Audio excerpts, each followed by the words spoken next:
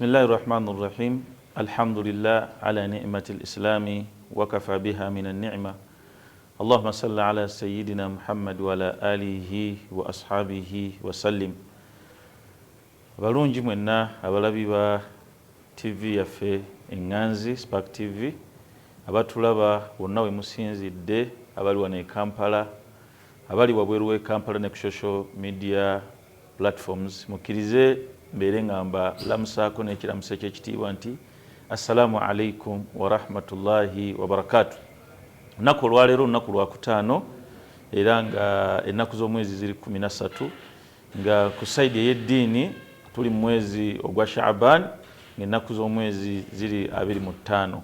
Bwe tubala ekinene ennyo tusigazaayo ennaku nga 5 oba 4 okusobola okulaba nga tutandika okusiibwa omwezi ogwa Ramadhan. Mukkiriza olwaleero tubeere nga twogera ku mwezi guno ogwa Ramadhan ng'omukkiriza omusiraamu era yalibadde yeteekateeka atya okusiiba omwezi ogwa Ramadhan. Naye njagala okubajjukiza nti omwezi ogwa Ramadhan mpaji yakuna mu mpaji zaffe ez'obusiraamu ng'omuntu siraamu z'alina okuba nga agoberera ate nga tteeka eryava eri Katonda w'ekitiibwa n'atugamba nti kutiba alaikum siyam kama kutiba ala alladhina min kaburikum la'allakum tattaqun. Katonda w'ekitiibwa okusiiba okwo yakulaalika ku bantu abakkiriza era n'atugamba nti akulaalise ku ffe nga si tekisookedde ku ffe wabula nga bwe kyali kwabo abaakulembera. Njagadde olwaleero tumanye nti ng'omusiraamu omukkiriza butya bw'ayinza okweteekateeka nga yeeteekerateekera omwezi ogwa Ramadhan abeere nga gumusanga nga yeeteeseteese bulungi agusiibe afunemu empeera ezo Katonda ze yamusuubiza era abeere nga aguvaamu ng'afunye ekyo Katonda kye yasuubiza abagusiibye omwezi ogwa Ramadhan. Njagala tusooke tumanye nti mpaji bunya al-Islam ala khams. Obusiraamu buno eddiini yaffe ey'obusiraamu eyimiridde ku mpaji 5 ze tuyimiriddeko era kwe tutambuliza eddiini. Ng'empaji esooka y'ey'okukkiriza Katonda n'ogamba nti n'oyatula nti ashhadu an la ilaha illa Allah wa ashhadu anna Muhammadan Rasulullah. Ekyokubiri kwe kulaba nga osaala esswala, n'ekyokusatu kwe kuwa ezzaka, ekyokuna kwe kusiiba omwezi ogwa Ramadhan. Ng'omwezi ogwa Ramadhan tugusiiba olw'ebirungi bye tumanyi ebirimu. Ekisookera ddala Allah tabaraka taala atuwa empeera y'okuba nti tumwanukudde era tutuukiriza era tukkiriza ekyo Katonda kye yatulagira okukola. Kitegeeza kabonero ka bugonvu ku muntu yenna.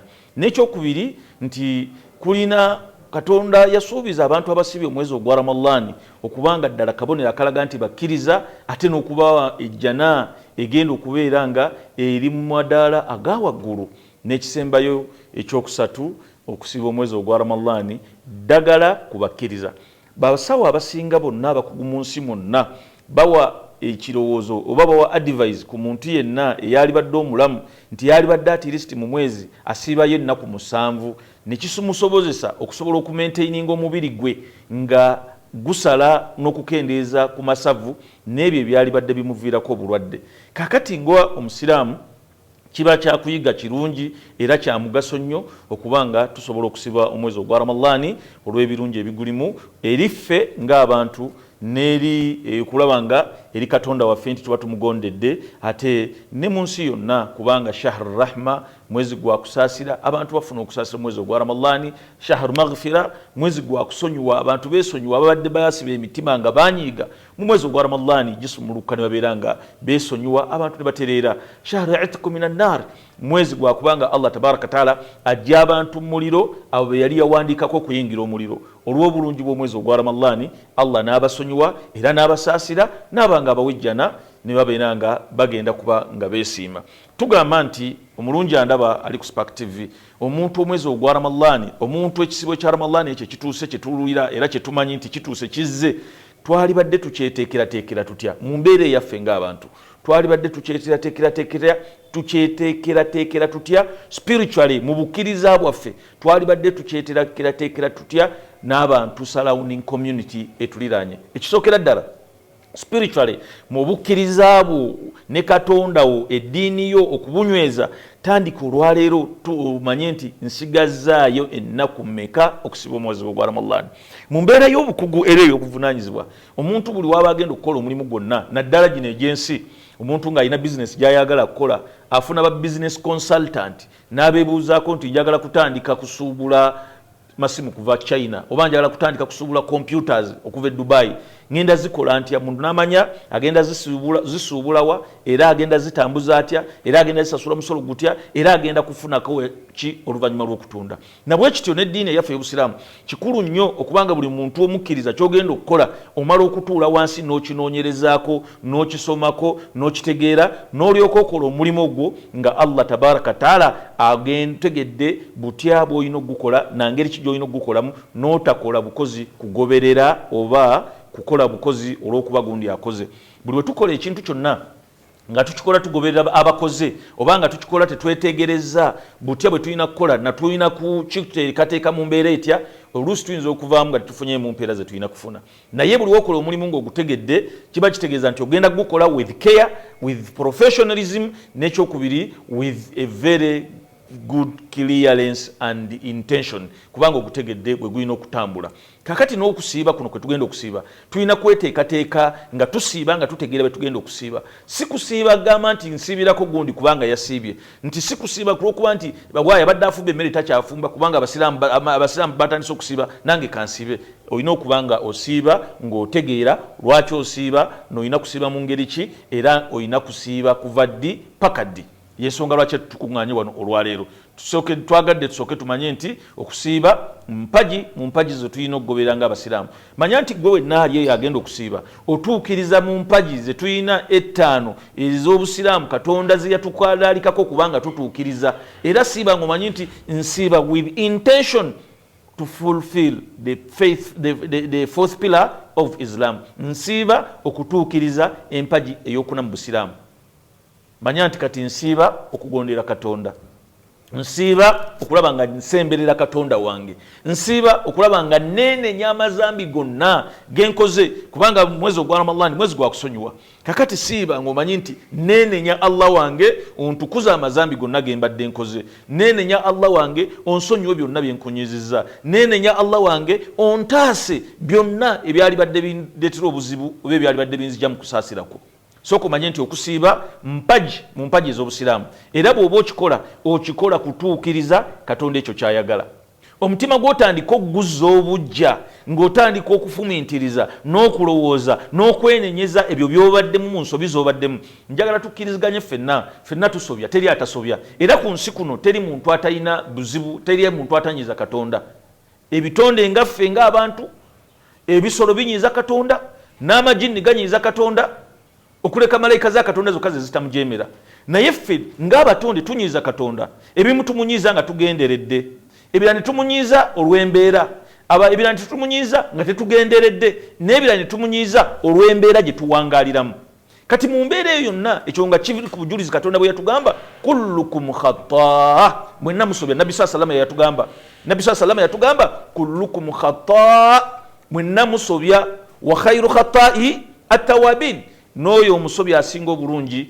yamanye ensobi ye nadda mu kasonda n'agamba Katonda wange ow'ekitiibwa kino kyampiseeko ng'omuntu nenkunyiza naye ddala Mukama Katonda nsaba kunsonyiwa ekyo n'okikola ng'omanyi nti wanyiziza Katonda naye ate n'oddamu emabega n'ogamba Katonda wange nsaba kunsonyiwa ku kye nakoze Katonda mu mannya ge mu bitiibwa bye by'alina mulimu ekitiibwa ekigamba Ar-Rahman Ar-Rahim musaasizi nnyo ate wa kisa kingi era Katonda yasuubiza ekitonde kyonna oba omuntu yenna okumusonyiwa ebbanga lyamalanga omwoyo gwe tegunnatuuka mu ddookooli bw'obanga okyalina obulamu okyasobola okugamba nti Allah nsonyiwa Allah yeeyama okubanga ffenna agenda kutusonyiwa kati bwe tuba tweteekerateekera omwezi ogwa Ramadhan tulina okweteekateeka nga tumanya nti tweteekateeka Katonda tusiibe abeere nga atusonyiwa tusiibe Katonda abeere nga atusonyiwa ebyo bye tukoze ensobi ze tuguddemu obulimba bwe tulimbye okugeya kwe tugeeza obwenzi bwe tukoze ng'osonyiwa weenenya osiiba ogamba Allah wange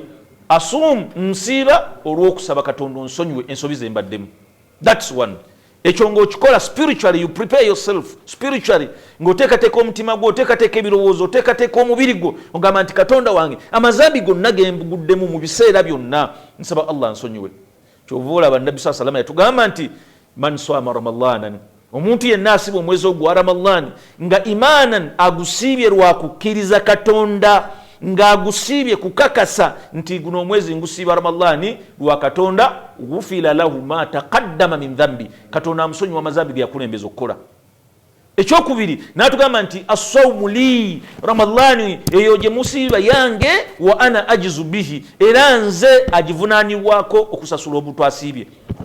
Embeera ibada endala ze tukola ebiseera ebisinga tuyinza ozikola olwa society gye tuwangaaliramu, nti abantu bonna bobeera nabo basaala basiraamu nga nawe oli musiraamu, nogawaye eswala etuuse kangende nange ensaale, kongola abanno bonna bakuleseewo oga kangende ensaale sijja kusigalawo nga sisadde.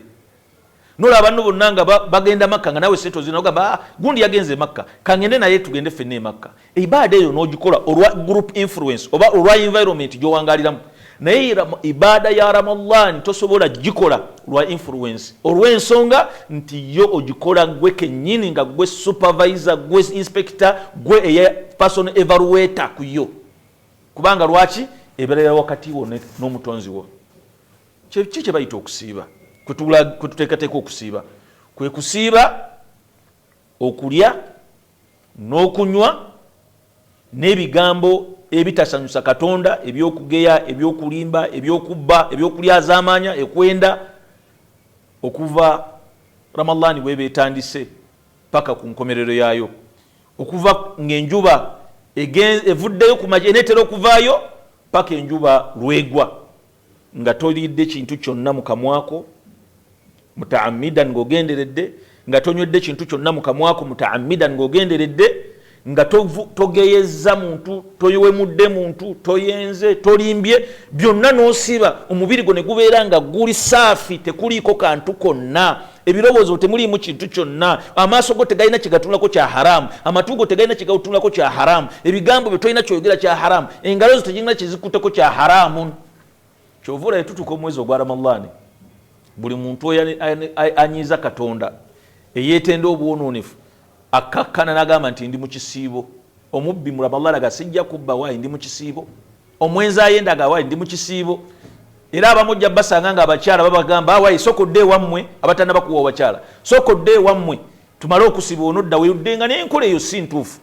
Wewe mukyalawo obeere ne mukyalawo, era Katonda w'ekisiibo ye Katonda w'ennaku ezitali za kisiibo. Naye lwaki kibeerawo ekyo kyonna? Kubanga omuntu atya yeeraliikirira olw'obukulu bw'ekisiibo.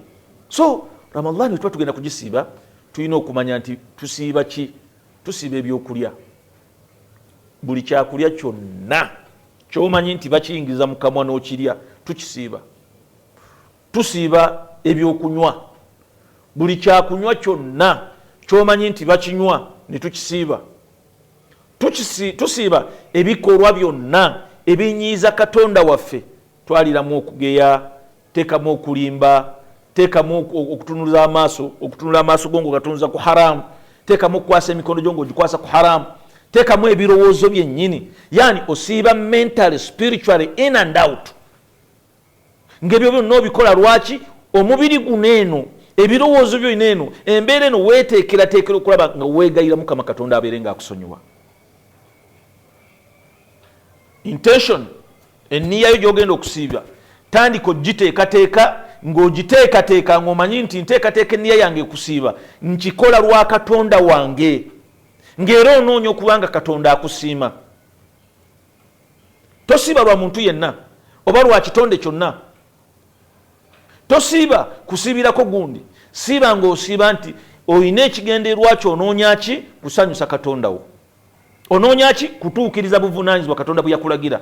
Onoonya ki? Kulaba nga Katonda akusonyiwa byonna ebyakusobako ng'omutonde. Ekyo bw'onooba oba okikoze, enniyayo n'osooka n'ogirongoosa, n'omanya nti okusiiba kuno kwe tusiiba lwa Katonda kutusaasira, kutusonyiwa. Era ng'okusiiba kwe tusiiba tunoonyamu kusiimya Katonda, n'okikulembeza mu mutima gwo, ogenda kwesiima.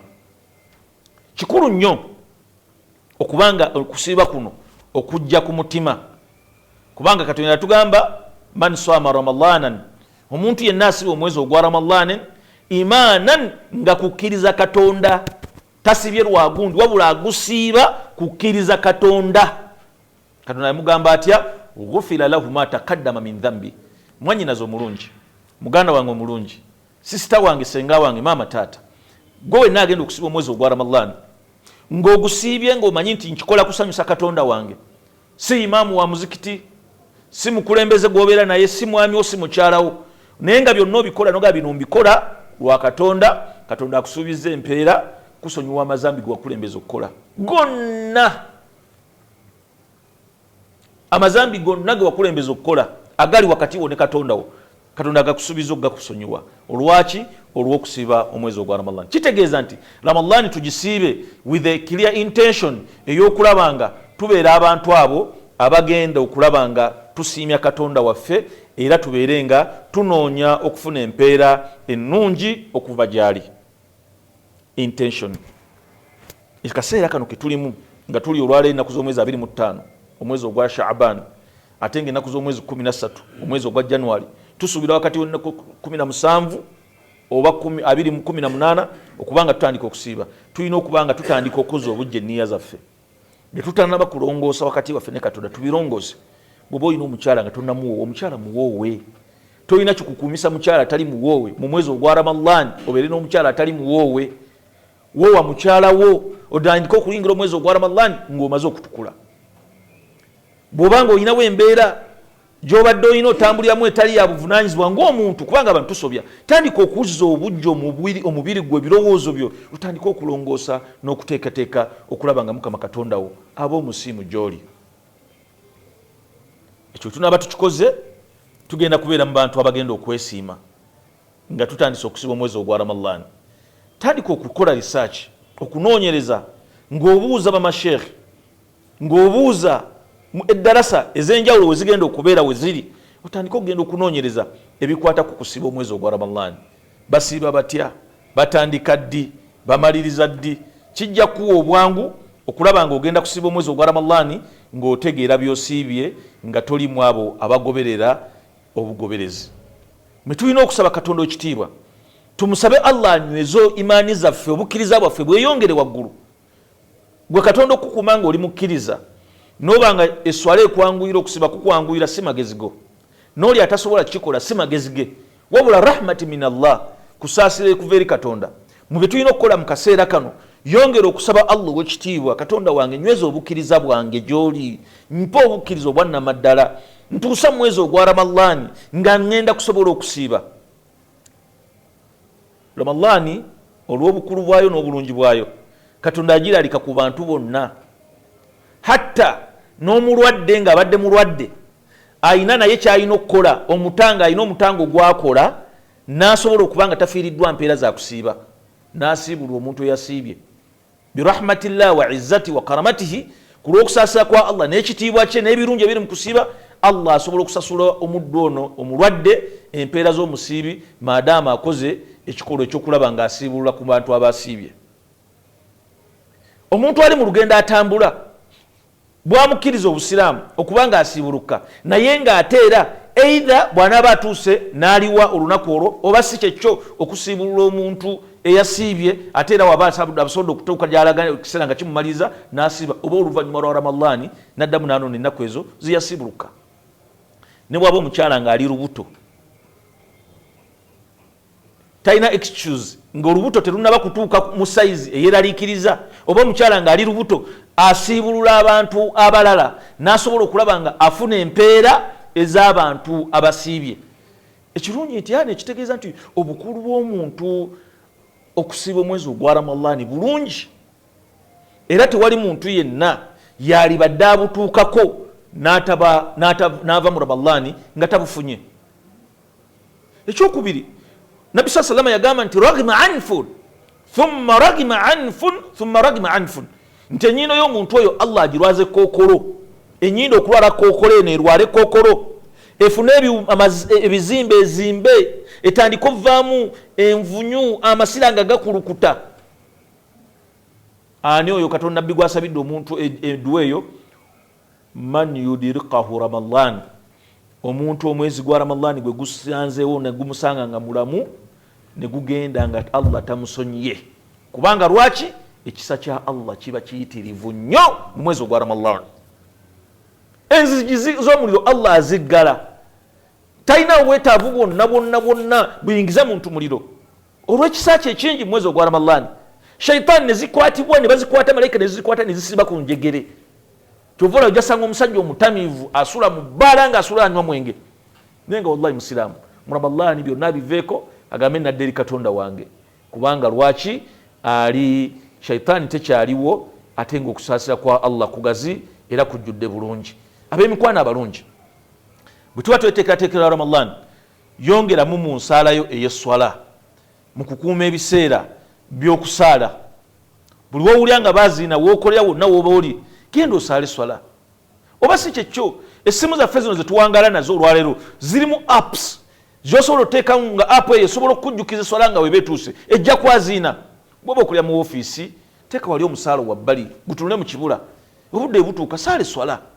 Bw'oba nga wookolera olina kampuni wookolera funawo akadde atiisita omanye nti ebiseera by'eswala binaaba bituuse nja kuddako wabbali nsobole okusaala.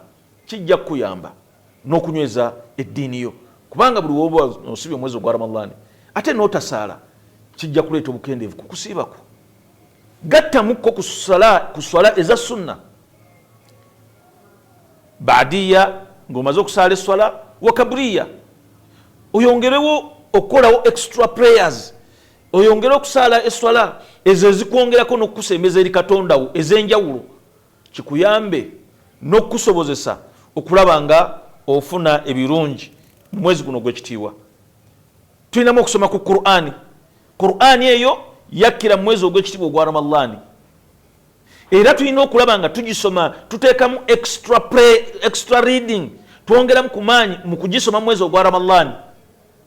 Bw'oba nga tomanyi kugisoma giwuliriza at least. Genda ku simu noonya teekamu Qur'an, genda ku YouTube teekamu Qur'an, pray it, gizannye ng'ova awaka ovuga emmotoka yo. Bw'otuuka mu office teekako Qur'an esome mu ddoboozi ettonotono. Funayo ka at least wali iPod obutonotono nga kalimu Qur'an namba kagulo kateekaawo obeere ng'ogiwuliriza. Mu nkola eyo y'ogiwuliriza kijja kuyamba okusembeza n'okwanguyiza n'okwagala Qur'an. Gezaako olabe nga ofuna eddalasa. Olwaleero okusoma kintu kyangu. Ebintu bingi twali tetubimanyi. Gana amasimu gajja nga tumanyi gakozesa. Naye olwaleero omuntu omusanga essimu ye gy'akolerako byonna. Kati genda ntwale obudde onoonyereze. Funayo bamaseeka oba funayo eddalasa oba genda waliyo app ezisomesa Qur'an. Tandika okusoma Qur'an ogambe nti guno omwezi ogwa Ramadan ngenda kusoma essuula zange 10. Nzitegeera ozisoma era nzikolereko era ntandika okubanga ntegeera nange ntandika okusoma Qur'an. Qur'an tujagale tugisembeze emitima gyaffe mu kaseera kano ke tulimu aka Ramadan. Kituyambe era kibeere nga kituzobozesa okulaba nga twenyagira empeera ezigenda okubeera mu mwezi ogwa Ramadan. Abasobodde okusoma Qur'an nga bagisoma gezaako olaba atiisi buli kanaku ng'osomayo olupapula. Buli kanaku somayo olupapula. Bw'obanga Allah akusaasira ng'osobola somayo hafu y'ejjuzu. Kijja kukuyamba n'okukwagazisa okubeera nga oli mu nsi bulungi era ng'omwezi ogwa Ramadan tugweteekerateekera bulungi. N'ekiddirira ekyokubiri that is a physical preparation. Eri tubadde ku spiritual preparation. Secondly, physical preparation. Physical preparation tandika okweteekerateekera gwe kennyini okwegezaamu mu mbeera y'okusiiba. Kendeeza ku kulya emmere ey'omukkuta omunene, ku kunywa ennyo, obeere nga otandika okweteekerateekera okusiiba ng'omuntu. Gezaako okulaba nga atiisita ennaku zino eza sunna ozitandika ozisiiba olw'emmande n'olwokuna kikwanguyize n'okuyamba okusobola okulaba nga omubiri gutandika okuteekateeka okusiiba. N'ekisembayo nti atiisiti kendeeza ku biseera by'okwebaka. Weebake ng'obudde bukyali osobole okusimukako ekiro okusaala ku swala okusaba Katonda. Ebyo byonna bigenda kuyamba mu mwezi ogwa Ramadan. Mbaagaliza omwezi ogwa Ramadan omulungi era mbaagaliza okusiiba omwezi ogwa Ramadan tubeeremu ababaddu ba Allah banaagusiiba era agukkirize. Saba Allah otuuse omwezi ogwa Ramadan, saba Allah otuuse omwezi ogwa Ramadan, saba Allah otuuse omwezi ogwa Ramadan. Na buli yenna ali eyo eyeteekateekera okusiiba omwezi ogwa Ramadan, Allah muwe obusobozi obunaasiiba, omuwe obusobozi obunasobola okufuna ebyokusibulukirako era Allah otuwe obuwangazi obulungi ne TV yaffe yongere gitukuumira na bonna abali emabega wa programu yaffe eno. Mukama Katonda basaasire era obawo bulungi. mbagala nnyo sigadde ni mukwano gwammwe disikadhi wammwe Sheikh Elias Kigozi. Assalamu alaikum wa rahmatullahi wa barakatuh.